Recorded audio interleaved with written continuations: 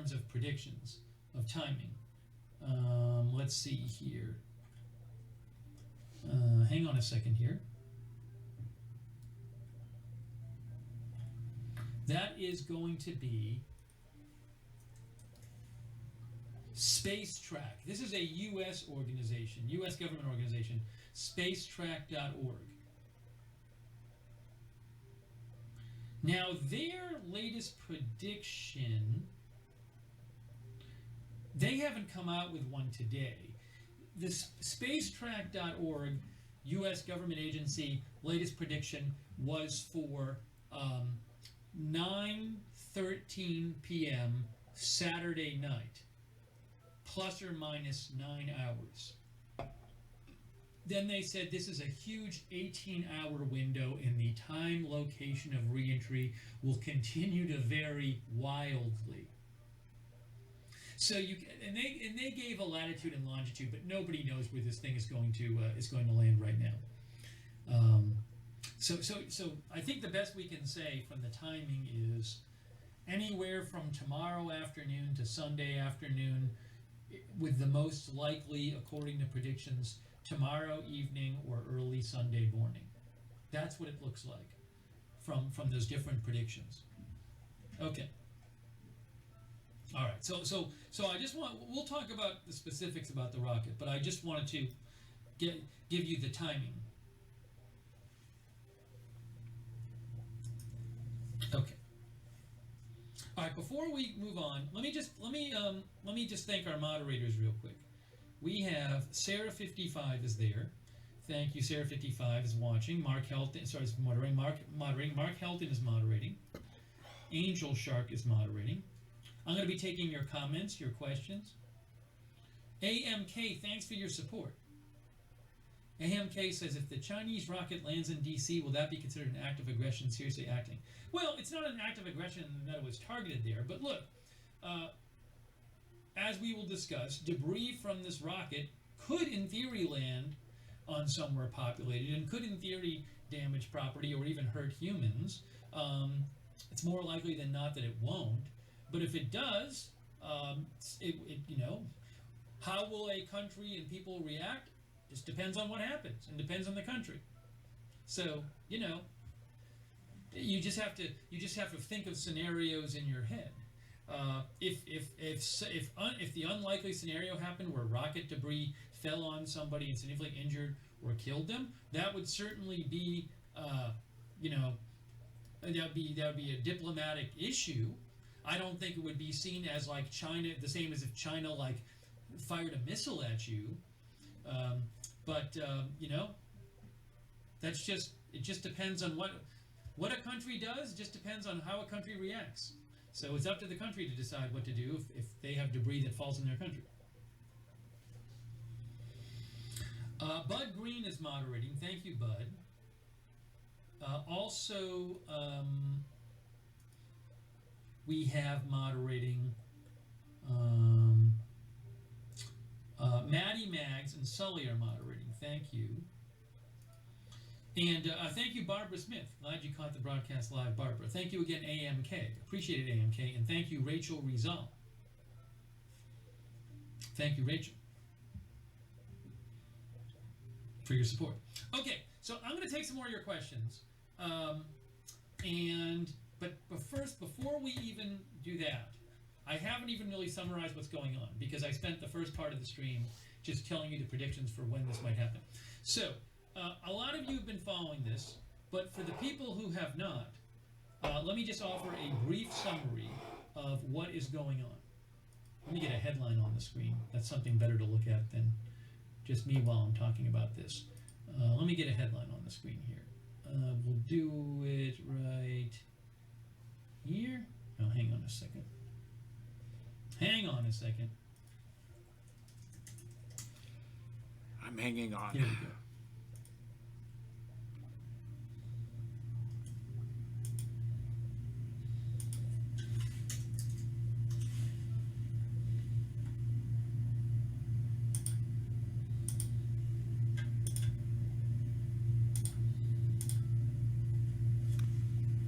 I'm going to stop here. Here's a headline.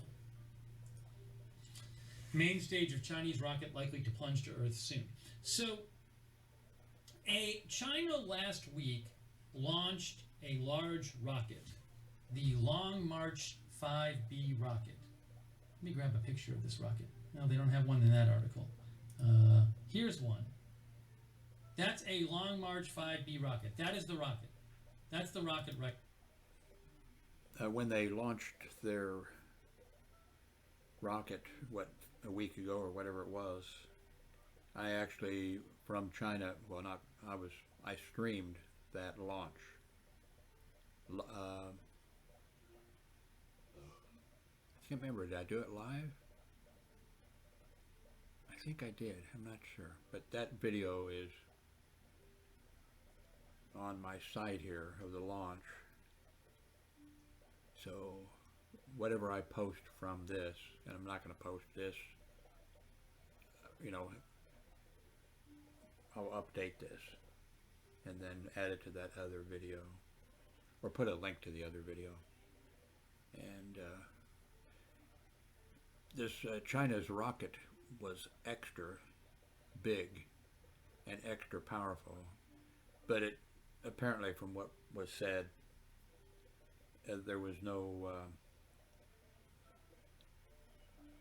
capability for it to land, or even, I think, even change its orbit or whatever to mitigate, to bring it down someplace. It just went up there, and I think they expected something a little bit different to happen than what's happening now.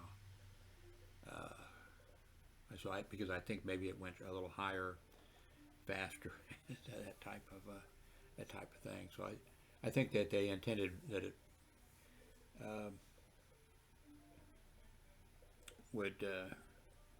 they'd have some idea where it was going to, re-enter.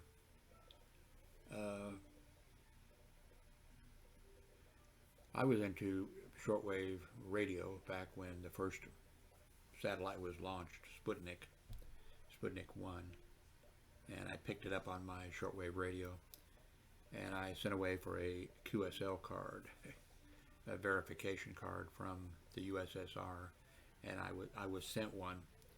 The only thing is, I'm sure that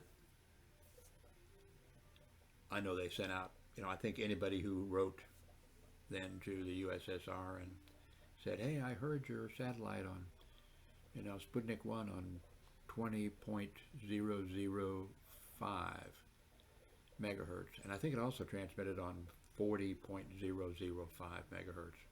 My shortwave radio didn't go to that high. I'm sure they sent the, because it was a propaganda type thing. I'm sure anybody who applied got a QSL card. I wonder if I can, let me see. I wonder if I can pull that up.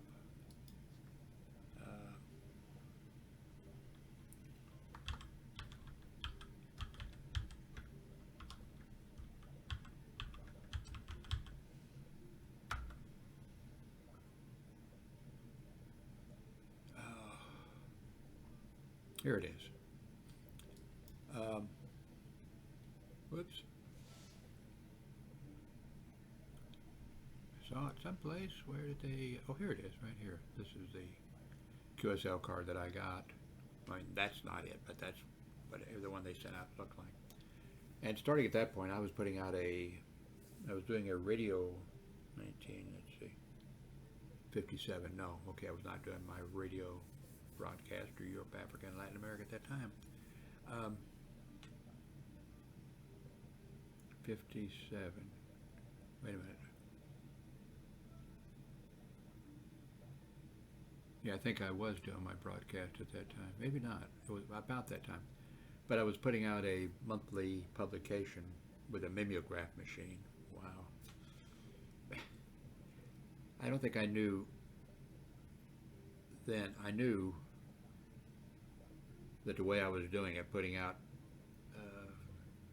500 copies of a mimeograph publication that ran up to what was it? How many pages I did? How many sheets? And it was double, because both sides. Publication was SWL. But I did a column. I did a number of columns in, and then there were other people in other parts of the world who sent in material. Some of that I typed onto stencils myself, and some people typed it onto stencils and sent it to me. There was a guy in Canada, C.M. Stanbury II, and he wrote a whole bunch of articles in various magazines, Popular Electronics and the other printed publications, and he also typed up on a stencil and mailed it to me, and then that went out as the one of the articles. C.M. Stanbury II, I felt kind of bad at the time. He made quite a few typing errors on the stencil.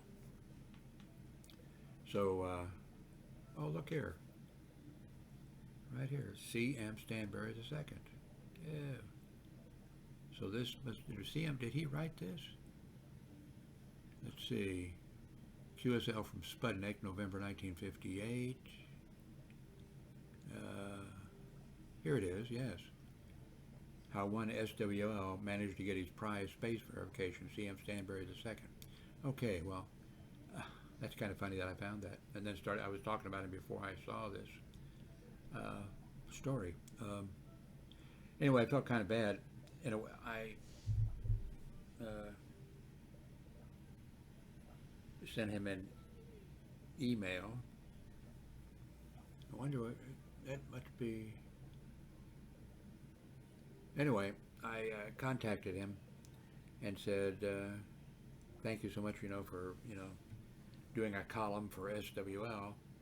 I really appreciate it, blah, blah, blah, blah. I see you make quite a few errors on, typing the thing. I'll be happy. You can just send it to me. You don't have to type it on the stencil. If you want to, you can just send me the material, and I'll retype it for you. And he answered back, said, no, Jim, I don't mind. I'll go ahead and keep doing it on stencil if that's okay with you. And I said, yeah, that's fine. Thank you very much. And then I saw an article about him. I don't think it was in Popular Electronics. I think it was in, I sort of remember the magazine, the thing it was in. They had shortwave articles and a list of frequencies and that kind of stuff. But in the article they showed a picture of him, and he was in Canada. I guess I could look him up. Maybe I wonder if there's. Let's see here.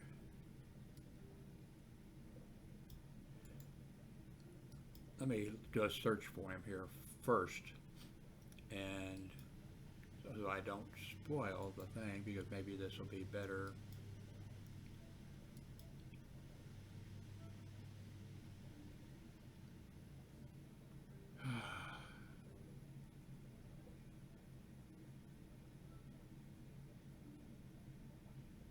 Okay, I don't see it here. If I searched longer, I might find it. Anyway, I saw this article then about him, and I forget if he had cerebral palsy or I forget what he had. And I wouldn't be good at it anyway, because I can't remember. I keep mixing up the, one of them is, deadly. And the other is just, you're disabled major time, And I can't remember which, because there was another shortwave listener that in Kansas City, Missouri, and when I held a convention the first convention for the, I forget what we named it, but it was of clubs. But then it was, anyway, that convention was held in Kansas City, Missouri, at the Mulebach Hotel, and there was this guy, and he had one of those two things, and I couldn't remember which one he had. I asked him a couple times. He said, "Oh, Jim, don't give me that." Anyway, C.M. Stanbury II, I forget what he had, but they mentioned in there he had to type in his room,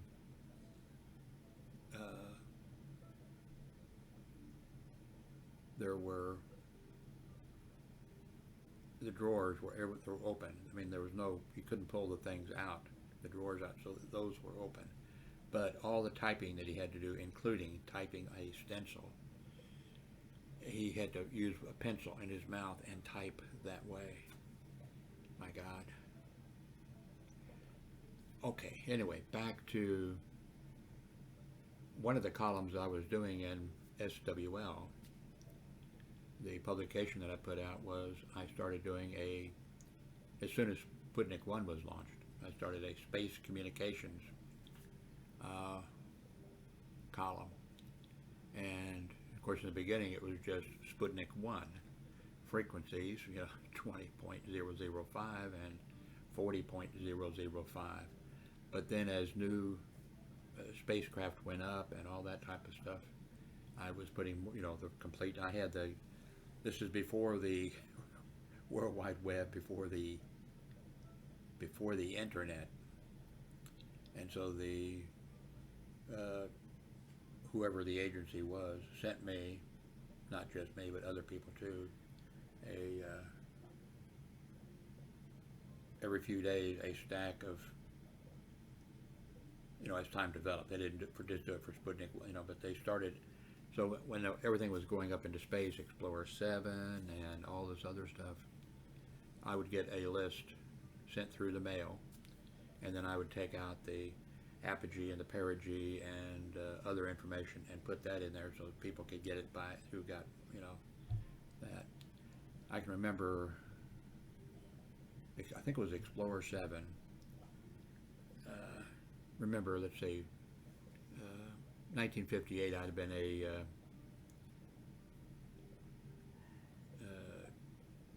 junior in high school.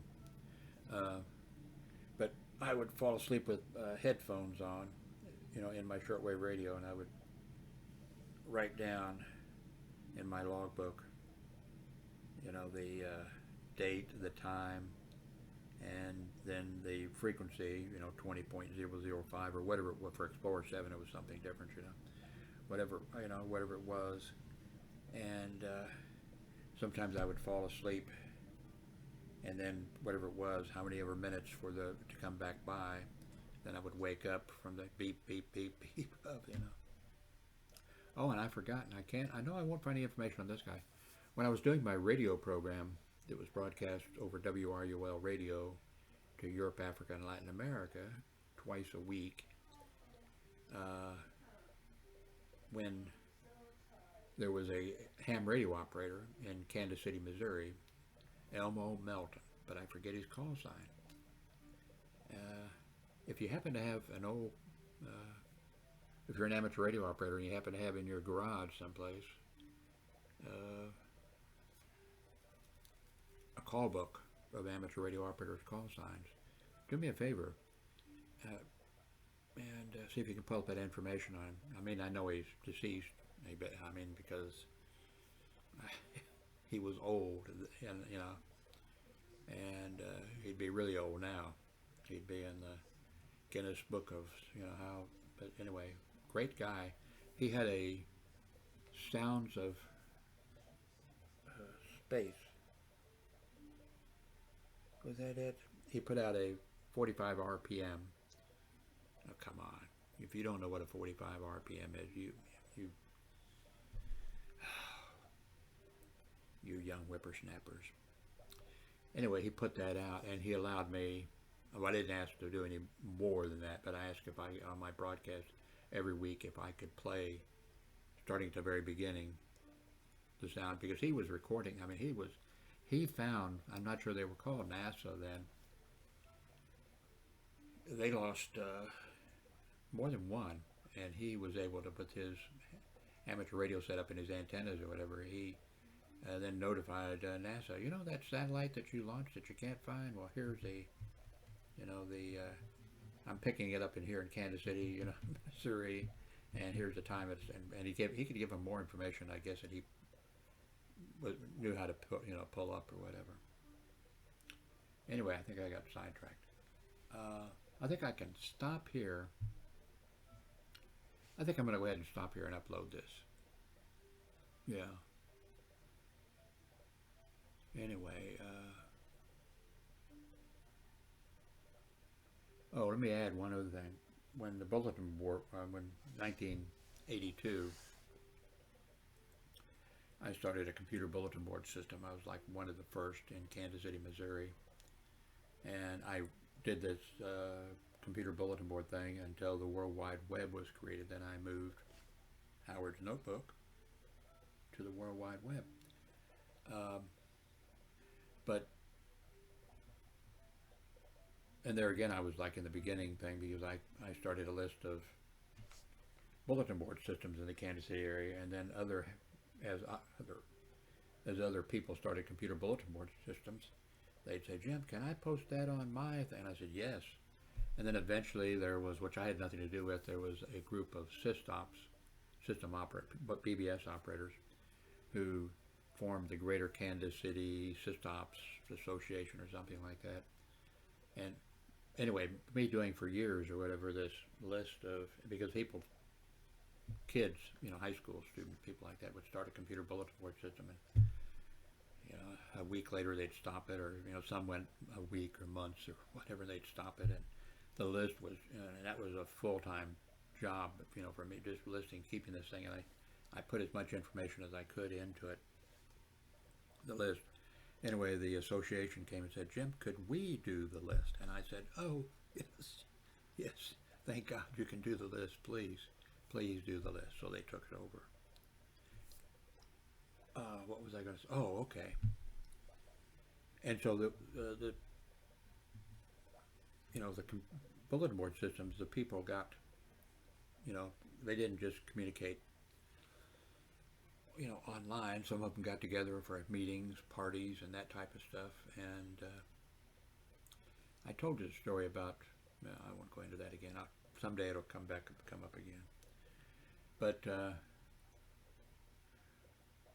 one of the callers into computer bulletin board systems was a young girl, young woman, Becky Main. Hope I got the last name correct. I hope was it. Anyway, Becky was the first name. Really nice. And she, I think at that point she got her degree, and I forget what it was in, but she got it from KU, University of Kansas. And she had to attend, classes. And I forget what her diagnosis was.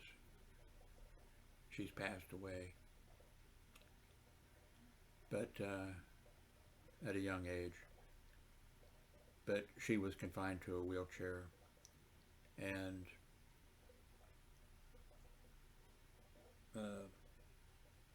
she had an Apple computer, an early one, and her father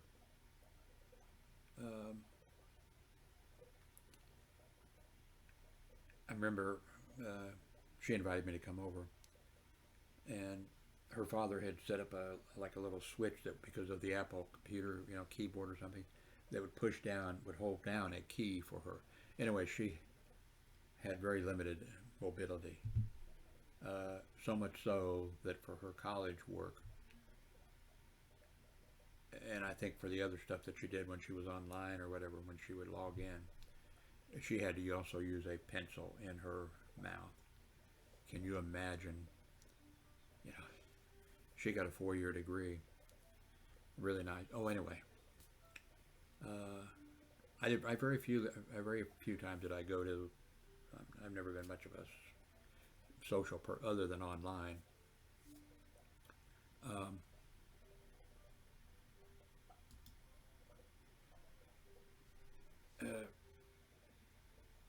Her father arranged that he would drive her to one of these events, at a person's home, and so a bunch more of us went and I would not normally have gone, and I went, and don't remember all of it, but I was involved too. And she had an electric wheelchair, and the part of the event was on like an apartment on the second floor or whatever, and so we carried the thing up the stairs, and when she got ready to leave, we carried it down the things. But anyway, I'm going to go ahead and upload this. Thank you very much for watching.